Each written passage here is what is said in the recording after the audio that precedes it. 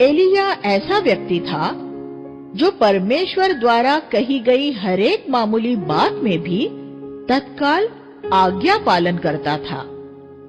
एक बार परमेश्वर ने उससे कहा कि वह जाकर करीब नाले में छिप जाए। 17:3 वहां कौवों ने उसे खाना पहुंचाया और उसने नाली में से पानी पिया। पद 6 सुबह और शाम एक कौवा उसके लिए कुछ खाने को कुछ मांस लाता था। अगर कौवे उसके लिए कुछ सब्जी लाते तो वही अपने आप में एक चमत्कार होता, लेकिन एक कौवा मांस लाए ये तो और भी बड़ा चमत्कार था। कौवा स्वयं मांस बहुत पसंद करता है। परमेश्वर ने एलिया के लिए इस तरह खाने पीने का इंतजाम किया, लेकिन कुछ दिन के बाद ये हो सकता था कि एलिया प्रभु पर निर्भर न रहते हुए कौवे पर निर्भर होने लगता। बहुत से प्रभु के सेवक अपनी आर्थिक जरूरतों के लिए प्रभु पर निर्भर रहते हुए शुरू करते हैं, लेकिन कुछ सालों के बाद वे प्रभु पर निर्भर नहीं रहते, बल्कि किसी कौवे पर निर्भर हो जाते हैं। ऐसे मनुष्य जो नियमित रूप में उनकी आर्थिक मदद करने लगते हैं। इसलिए उस नाले का पानी सूख गया और कौवों ने आना बंद कर दिया। परमेश्वर ने ये चाहा कि वह एलिया की नालों और कौवों पर निर्भरता को खत्म करके उसे एक बार फिर सिर्फ प्रभु पर निर्भर रहना सिखाए। जब कौवे आने बंद हो जाए, वो आर्थिक मदद मिलनी बंद हो जाए, तो परमेश्वर का धन्यवाद कीजिए। तब आप एक बार फिर सिर्फ परमेश्वर पर ही भरोसा करना सीखने लगेंगे। मैं ऐसे अनुभव में से गुजरा हूँ। मैं उन समयों के लिए परमेश्वर को धन्यवाद देता हूँ जब उसने मेरी नजर कौवों पर से हटाकर उसके ऊपर लगाई जो हजारों पहाड़ों के पशुओं का मालिक है। भजन संहिता 50:10।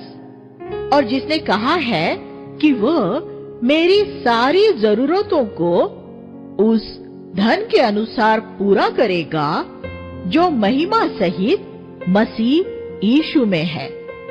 फिलिपियों 4:19। तब प्रभु ने अपना तरीका बदल दिया और एलिया से सारपत को जाने के लिए कहा। सारपत इज़राइल से बाहर था। एलिया ये सोच सकता था कि वहां शायद कोई धनवान व्यापारी उसकी देखभाल करेगा, लेकिन सारपत पहुंचने पर उसने किसी धनवान व्यापारी को नहीं, बल्कि एक गरीब विधवा को पाया जो अपनी आखिरी रोटी खाने की तैयारी कर रही थी। और प्रभु ने एलिया से कहा, वह तुझे संभालेगी। प्रभु के मार्ग वास्तव में अद्भुत होते हैं। वह ऐसे काम करता है क्योंकि वह जलन रखने वाला परमेश्वर है। वो ये चाहता है कि हम कौवों या धनवान व्यापारियों में नहीं, बल्कि उसमें अपना भरोसा रखें। वह एक ऐसे कमजोर व्यक्ति को लेकर आपकी मदद के लिए इस्तेमाल कर सकता है जिसके विषय में आप कभी सोच भी नहीं सकते। और ये वह इसलिए करता है कि कोई प्राणी उसके सामने घमंड न करे। 1 कुरिन्थियों 1:29। विधवा ने कहा, हम तो अपनी आखिरी रोटी खाकर मरने की तैयारी में हैं। 17:12। एलिया ने उसे कहा, मत डर, जाकर पहले मेरे लिए एक छोटी सी रोटी बनाकर ले आ। जब तक परमेश्वर भूमि पर वर्षा नहीं करेगा, तब तक न तो उस घड़े का आटा खत्म होगा और न ही उस कुप्पी का तेल घटेगा। 17वां अध्याय 13 और 14। और न तो उस घड़े का आटा खत्म हुआ और न ही उस कुप्पी का तेल ही घटा। ऐसे बहुत प्रचारक हैं जो इस घटना द्वारा गरीब लोगों को उन्हें पैसा देने की बात सिखाते हैं, लेकिन ये तो इस घटना के बिल्कुल गलत व्याख्या है। सबसे पहली बात तो यही है कि आज के प्रचारक एलिया जैसे नबी नहीं है।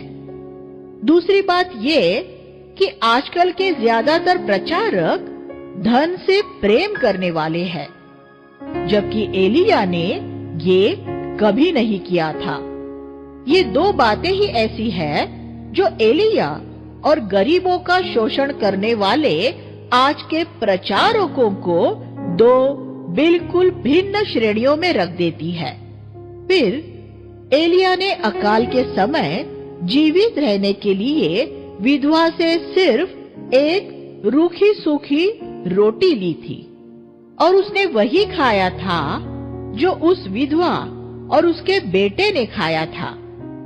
आज के प्रचारक अपनी जान बचाने के लिए नहीं, बल्कि अपनी वैभवी जीवन शैलियां बनाए रखने के लिए धन की मांग करते हैं।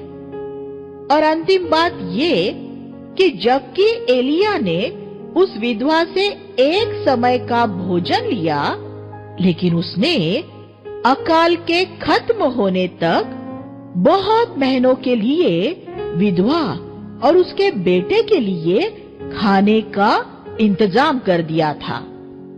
इस तरह उसने जो कुछ नबी को दिया था उसे उसका 100 गुना ज्यादा मिला था। आज कौन सा प्रचारक ऐसा करता है?